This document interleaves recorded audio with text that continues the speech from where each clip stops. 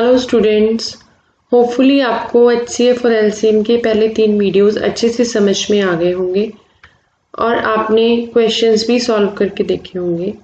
आज हम HCF और LCM के लास्ट वीडियो को डिस्कस करेंगे, HCF एंड LCM पार्ट 4।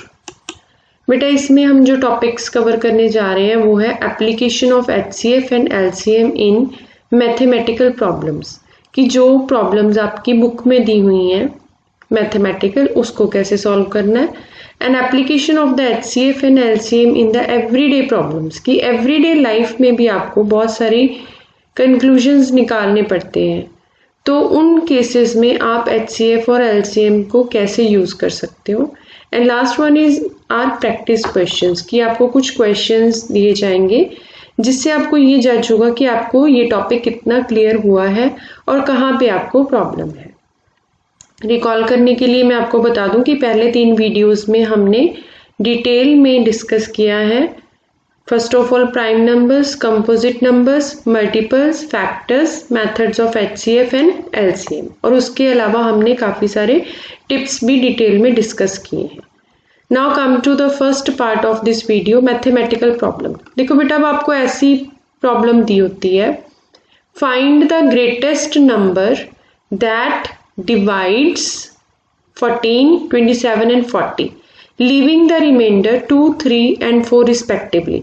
अब सबसे पहले तो जहां पे भी आपको वर्ड रिस्पेक्टिवली दिया गया है तो इसका मतलब आपने 14 में से 2 को लेस करना है, 27 में से 3 को लेस करना है और 40 में से 4 को लेस करना है, क्योंकि ये सभी आपके रिमाइंडर बचने चाहिए। अब क्वेश्चन अराइज होता है कि आप यहाँ पे HCF लगाओगे कि LCM लगाओगे, क्योंकि बेसिकली टॉपिक समझने का मतलब यही है कि आप क्वेश्चन इजीली सॉल्व कर सको। अब देखो बेटा, यहाँ पे वर्ड ग्रेटेस्ट को मैंने अंडरलाइन किया है, ग्रेटेस्ट वर्ड को मैंने हाईलाइट किया है। अब ग्रेटेस्ट वर्ड किसकी डेफिनेशन में आता था? HCF की। याद करो, हमने जब उसकी डेफिनेशन पढ़ी थी तो highest common factor, and more over यहाँ पे एक और वर्ड है डिवाइड्स, फैक्टर डिवाइड करता होता है और जो मल्टीपल है वो डिवाइड होता है, तो इसका मतलब हम यहाँ पे क्या फाइंड आउट करेंगे? HCF। देखो फर्स्ट स्टेप क्या हो गया, 14 divided by number 2, number leaves 2 as remainder, so number क्या हो जाएगा जो हमने डिवाइड करना है? 12। ऐसे ही 27 जब हम नंबर से डिवाइड करेंगे तो 3 रिमाइंडर हमारा बचना चाहिए, 3, तो हमारा नंबर क्या हो जाएगा? 24। Again 40 divided by the number leaves 4 as remainder, वो नंबर हमने फाइंड आउट करना है अभी, तो 4 जो है वो रिमाइंडर बचना चाहिए। इट मीन्स कितना हो गया ये? 36। तो इट मीन्स हमारे पास कौन कौन से नंबर्स आ गए? 12, 24 एंड 36। देखो अब इसमें मैंने आपका फर्स्ट मेथड अप्लाई किया है कैलकुलेशन का, प्राइम फैक्टराइजेशन मेथड। 12 के, 24 के और 36 के हमने प्राइम फैक्टर्स कैलकुलेट कर लिए तीनों के, और उनमें से जो कॉमन फैक्टर्स हैं वो लेके हमने उसका HCF फाइंड आउट कर लिया। So here HCF is 12, so required number is 12। अब आप लोग करके देखना, जब आप 12 को डिवाइड करोगे तो आपके यही वाले रिमाइंडर्स बचेंगे हर एक केस में। जैसे 12 को अगर यहाँ पे आपका 2 बचेगा, अगर जब आप 27 से करोगे तो यहाँ पे आपका रिमाइंडर 3 बचेगा, और 40 के केस में आपका 4 रिमाइंडर बचेगा। Next problem is find the smallest number. अब यहाँ पे मैंने स्मॉलेस्ट नंबर को अंडरलाइन किया है। अगर आप क्वेश्चन को अच्छी से समझ लोगे, उसको पढ़ लोगे ध्यान से, तो आपको क्वेश्चन अपने आप सॉल्व करना आ जाएगा। आपको क्वेश्चन में से ही समझ में आ जाएगा कि आपने HCF अप्लाई करना है कि LCM अप्लाई करना है। देखो बेटा, यहाँ पे उसने क्या कहा? Find the smallest number, least number, जो हम LCM में डिस्कस करते हैं। Smallest number which when divided, word यहाँ पे क्या है? डिवाइडेड, जो डिवाइड हो रहा है, मीन्स जो मल्टीपल है, by 12, 48 and 60 leaves 7 as remainder in any case, कि हर एक के केस में 7 रिमाइंडर आ रहा है जब आप उस नंबर को डिवाइड करते हो। या फिर ये क्वेश्चन आपको ऐसे भी पूछा जा सकता है, find the smallest number which when reduced by 7 becomes divisible by 12, 48 and 60। ये जो मैंने आपको 2 क्वेश्चंस डिस्कस किए हैं, मोस्टली ऐसे ही क्वेश्चन आपको एग्जाम्स में पूछे जाते हैं, चाहे किसी कॉम्पिटिटिव में चाहे एग्जाम में। देखो अब हम इसमें सबसे पहले क्या करेंगे, first of all find the smallest that is lowest number that is divisible by 12, 48 and 60 that is LCM. इसका हम क्या निकालेंगे, एलसीएम। अब यहाँ पे हमने मेथड कौन सा यूज किया है, कॉमन फैक्टर वाला, ठीक है। पहले में हमने प्राइम फैक्टराइजेशन यूज किया था, यहाँ पे कॉमन फैक्टर। देखो यहाँ पे हमने कॉमन फैक्टर से एलसीएम निकाल लिया। ये हमने लास्ट वीडियो में डिटेल में डिस्कस किया था कि एलसीएम कैसे निकाला जाता है, फिर भी मैंने यहाँ पे आपको दोबारा एलसीएम निकाल के बता दिया। अब यहाँ पे क्या है, hence the required number will be 240 plus 7, ठीक है। 240 तो आपका एलसीएम आ गया। जब आप 240 को 12, 48 और 60 से डिवाइड करोगे तो रिमाइंडर 0 आएगा, लेकिन यहाँ पर वो क्या कह रहा है कि रिमाइंडर आपका 7 आना चाहिए। तो इट मीन्स आपका नंबर कौन सा होगा, 240 प्लस 7 इज इक्वल टू 247। अब आप इस नंबर को डिवाइड करके देखना, हर एक केस में आपका रिमाइंडर जो है वो 7 ही बचेगा। Now application of HCF and LCM in practical life, everyday life. First is what can be the greatest capacity of measuring cup that can be filled a number of times to measure out 18 ml and 27 ml. अब आपको capacity निकालनी है, greatest capacity. देखो यहाँ पे word greatest को मैंने highlight किया है। हाँ जी, you are thinking right. Here we will find the HCF। HCF find out करके आपको पता चल जाएगा कि आप कौन सी कैपेसिटी का कप लोगे जो आपकी मेजरमेंट को फुलफिल करेगा। The required capacity will have to divide 18 and 27 exactly, ठीक है। 18 और 27 ml को उसने एग्जैक्टली डिवाइड करना है। तो हम क्या करेंगे, हमने फिर से क्या किया, प्राइम फैक्टराइजेशन से फैक्टर्स बना लिए। ये आप कॉमन डिवीजन मेथड से भी कर सकते हो इसको, ठीक है। दोनों मेथड आप कोई भी अप्लाई कर सकते हो, वो रॉन्ग नहीं होगा जब तक कि आपको क्वेश्चन में स्पेसिफाई ना किया हो।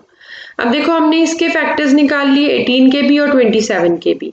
तो फिर हमने नेक्स्ट निकाला HCF ऑफ 18 एंड 27, ये आ गया 9। So the greatest capacity of cup can have is 9 ml, ठीक है। Now come to the next question. Ram wants to mail 3 parcels to the 3 village schools. He finds that the postal charges are rupees 200, 250 and 350 respectively.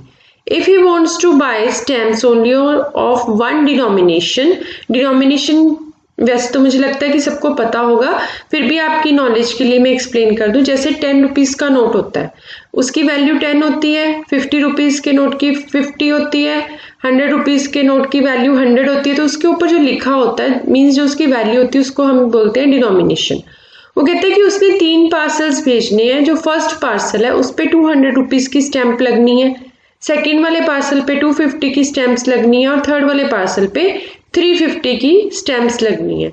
वो अब ये चाहता है कि वो अलग अलग पार्सल्स के लिए अलग अलग स्टैंप्स ना खरीद के एक ही तरह की स्टैंप्स ले ले, ताकि वो सभी पार्सल्स पे वैसी ही स्टैंप्स को चिपका सके। What is the greatest denomination of the stamps he must buy to mail the 3 parcels? अब वो कहते हैं कि ग्रेटेस्ट डिनोमिनेशन कौन सी होगी। Greatest, word greatest is used here. कौन सी ग्रेटेस्ट डिनोमिनेशन होगी कि वो खरीद ले और तीनों के पार्सल्स को वो उस पे लगा सके।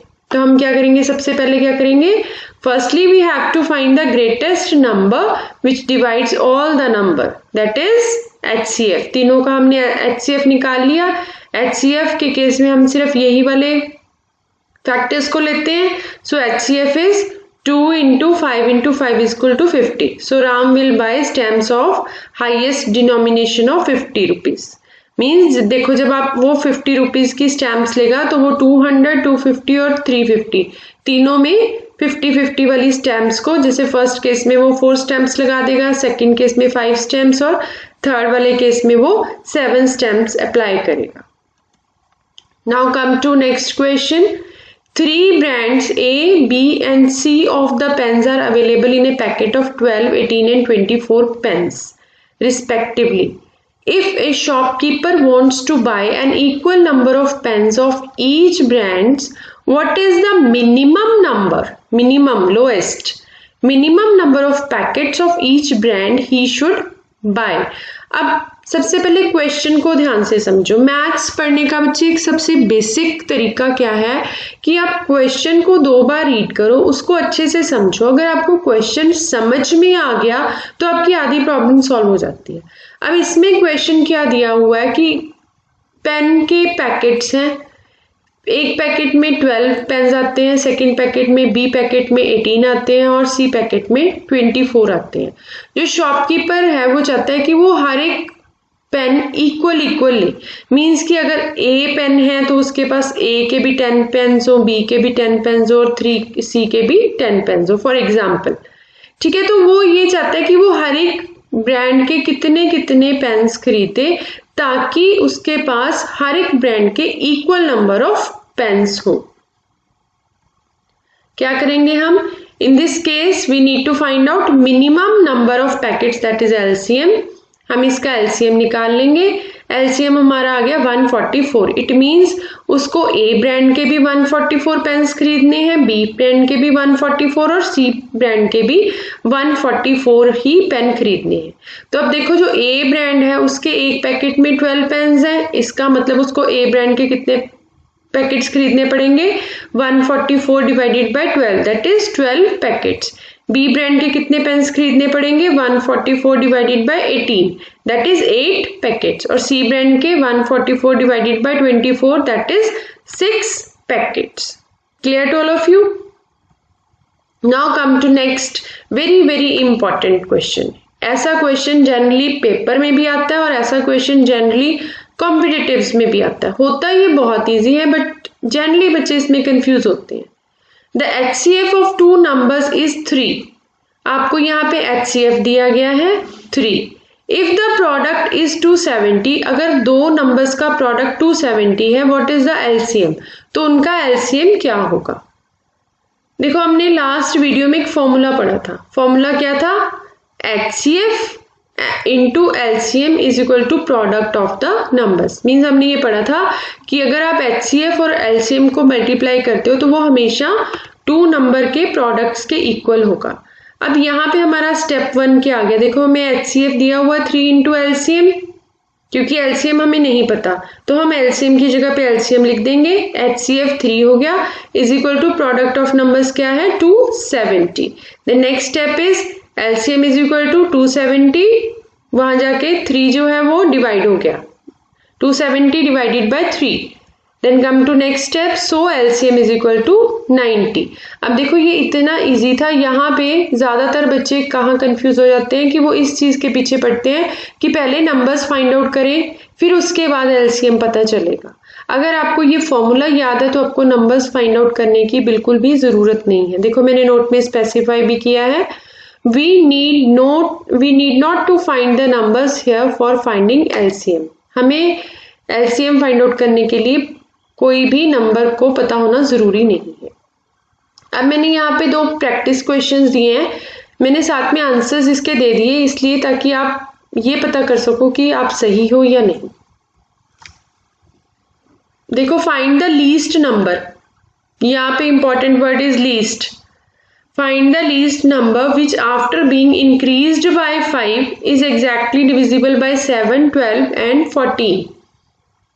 इसमें देखो बच्चे वर्ड लीस्ट यूज हो रहा है, दिमाग में डेफिनेशन लाके फिर आप इसको सॉल्व करना। और यहाँ पे आफ्टर बीइंग इंक्रीज्ड, सबसे पहले आप क्या कर लोगे? जब आप वो नंबर फाइंड आउट कर लोगे तो आप उसमें से 5 को डिक्रीज कर देना, तब आपका एग्जैक्ट आंसर आ जाएगा। इतना हिंट मैंने आपको दे दिया। अब आप अपना दिमाग अप्लाई करके देखना कि यहाँ पे HCF आएगा या LCM आएगा। Now come to next question. Jack and Jill stand on the same tile of a tiled floor. Jack and Jill tile वाले फ्लोर पे खड़े हैं। Jack starts jumping to every third tile. अब वो क्या करता है? जंप करना स्टार्ट करता है। जैक थर्ड टाइल पे जंप करता है in a row and Jill starts jumping to every second tile in that row. और जिल जो है वो सेकंड रो पे स्टार्ट करता है। Which is the first tile on which both land. अब देखो इसमें हमने क्या पढ़ना है? हमने 3 का टेबल पढ़ना है। 3 का टेबल मतलब हमने मल्टीपल पढ़ना है। अब मैं ये नहीं बताऊंगी कि मल्टीपल हम एलसीएम में लेते हैं या एचसीएफ है, वो आप खुद डिसाइड करोगे कि इस क्वेश्चन में आप एचसीएफ लगाओगे कि एलसीएम। आंसर मैं आपको बता देती हूँ, इसका आंसर आएगा 6th टाइप। होपफुली आपको ये वीडियो अच्छे से समझ में आ गया होगा। Thanks for watching the video. अगर आपको कोई भी प्रॉब्लम है तो आप कमेंट सेक्शन में ज़रूर पूछ सकते हैं।